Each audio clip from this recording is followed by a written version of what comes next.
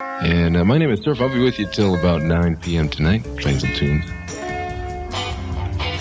When I was a kid growing up in Boston, I was listening to stations like WBZ and WMEX, and I had this little transistor that I would listen to radio late at night in bed. And I was fascinated by the music, not so much the presentation, but the music. And then later I started listening to a station in Boston, WBCN, this really creative FM station.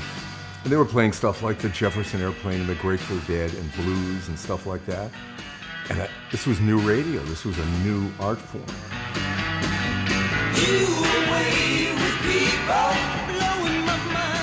So when I came to school in Washington, D.C. at American University, a friend of mine who was 2 or 3 years ahead of me, a guy named Steve Walker, had a show on WHFS. And Steve and I were both very passionate about music. And he said to me, come and sit in on the show sometime with me and see what it's all about. I'd never been in a studio.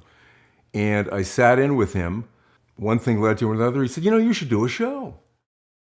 And I thought, okay, I'll do a show. So I got hired to do Saturday nights once a week, 7 to midnight. And eventually it turned into a full-time gig. But, radio by happenstance. But thank you, Steve Walker. He provided that kind of fresh, clever personality that I think they needed there at WHFS. He could interview people like crazy. He was great. Welcome to Washington. How's Washington treating you? I haven't had a chance to see it yet. All I know is I rode around the Beltway twice before I got into town. That's it. We spend a lot of time on the Beltway.